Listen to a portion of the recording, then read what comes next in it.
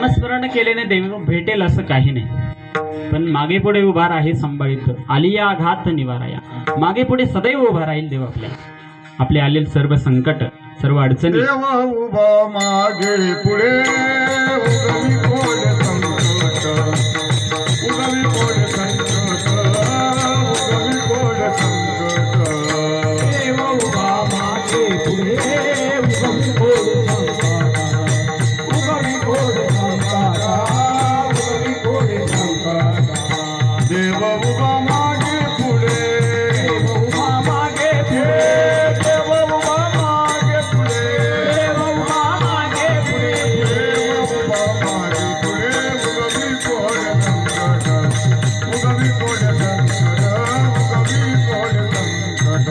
देव उभा मागे पुढे उगवी कोड संकट, उगवी कोड संकट, उगवी कोड संकट. देव उभा मागे पुढे, देव आपल्या मागे पुढे सदैव उभा राहील. नामचिंतन केल्याने देव सदैव आपल्या मागे पुढे उभा राहील. मागे पुढे उभा राही संभाळित आलिया घात निवाराया. आपल्या सर्व अडचणी सर्व निवारून टाकेल हा देवाचा स्वभाव आहे. गेशी ते उभा देशी ऐसा सशी उदार विठ्ठल विठ्ठल विठ्ठल.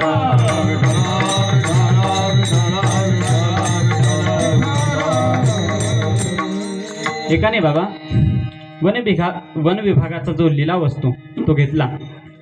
वन विभागाचा जो फॉरेस्ट ऑफिसर आहे त्यांनी खूप चांगल्या प्रकारे ते 1001 हेक्टरचं जे क्षेत्र आहे त्याच्यात परिवर्तन केलेलं आहे.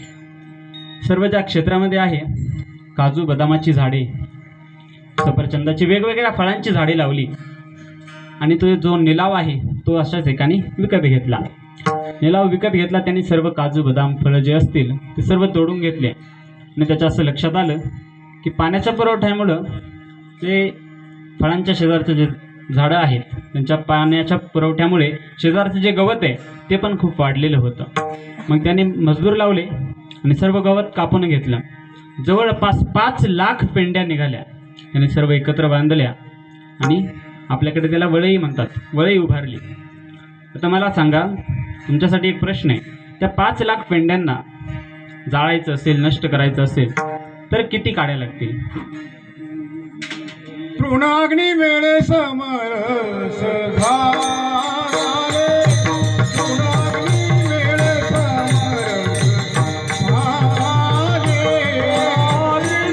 समरस झाले. कैसे नाम केले जपता हरी, कैसे नाम केले जपता हरी. हरी मुखे मला हरी मुखे, कैसे नाम केले जपता हरी. कैसे नाम केले जपता.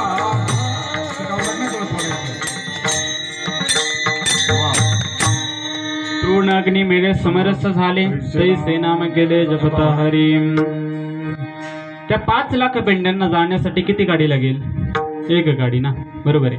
पण आता थोडा विचार करा, त्या 5 लाख पेंड्यांऐवजी 10 लाख पेंड्या आहे, त्यासाठी किती गाडी लागेल? कसं काय? 5 लाख पेंड्यांसाठी 1 लागेल तर निदान 2 तरी एकच लागेल. 5 लाख 10 लाख 1 कोटी कितीही पेंड्या असू त्यांना जाळण्यासाठी त्यांना नष्ट करण्यासाठी एकच काड्याची पेटीची जी काडी आहे तीच खूप आहे. त्या काड्याची पेटीच्या त्या काडीमध्ये इतकी ताकद आहे की ती सर्व 5 लाख पेंड्यांना एकटी जाळू शकते. तसंही नामस्मरणात इतकी ताकद आहे की आपल्या जीवनातील झालेले सर्व पाप जळतील पापे जन्मांतरी जळतील पापे, जन्मांतरी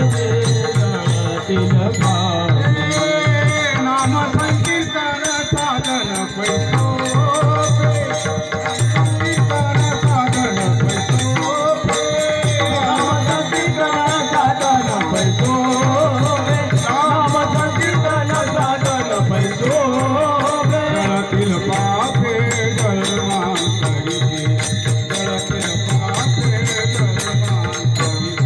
डोळ्यातील पाप जन्मांतरी, डोळ्यातील पाप जन्मांतरी.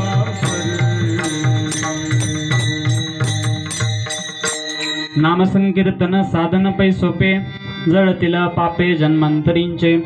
आपल्याकडून घडलेले नकळत जे पाप आहेत ते सर्व नामस्मरणाने नष्ट होतात, जळून जातात, पळून नाही जात, जळून जातात. पळून गेलेली गंगू आणि जळून गेलेली गंगू यामध्ये फरक आहे की नाही?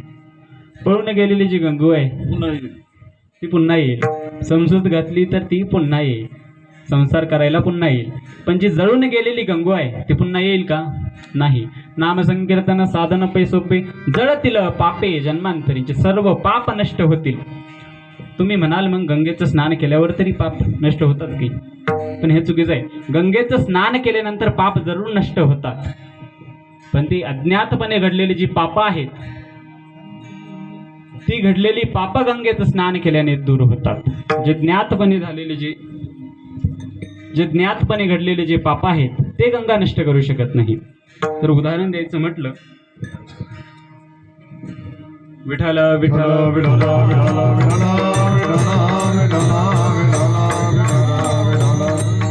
जे ज्ञातपणे घडलेली पाप आहेत ती काय गंगा नष्ट करू शकणार नाही. उदाहरण द्यायचं जर म्हटलं तर तुम्ही सर्वजण एकादशी पाळतच असाल.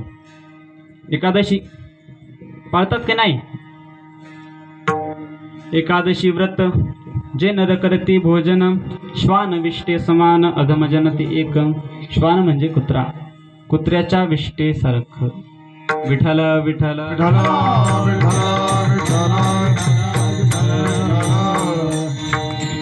जे ज्ञातपणे घडलेली पाप आहे ती गंगा नष्ट करू शकत नाही. उदाहरण जर द्यायचं म्हटलं, आपण एकादशी समजा एका व्यक्तीची, आणि ज्ञातपणे घडलेलं पाप असं की त्याला माहिती का आज आपली एकादश आहे, आणि मित्राने आग्रह केला की हा बटाटा वडा खा, खूप सुंदर झालेला आहे. त्याने नकार दिला, पण जास्त आग्रहामुळे मित्राने होकार दिला, आणि आपली जी एकादशी त्याच्यात खंडन पावलं. म्हणजे ज्ञातपणे झालेली पाप आहेत ती गंगा नष्ट करू शकत नाही. आपण गंगेच्या स्नानाला गेलो, गंगेत बुडी मारताना जो बटाटावडा आहे तो वर तरंगणार, आणि बुडी मारून झाल्यानंतर पुन्हा आपल्यामध्ये शिरणार. सांगायचा उद्देश एवढाच की माता गंगा जी आहे ती झालेली अज्ञात पाप आहे ती नष्ट करते, ज्ञात पाप नाही. विठ्ठल विठ्ठल विठ्ठल.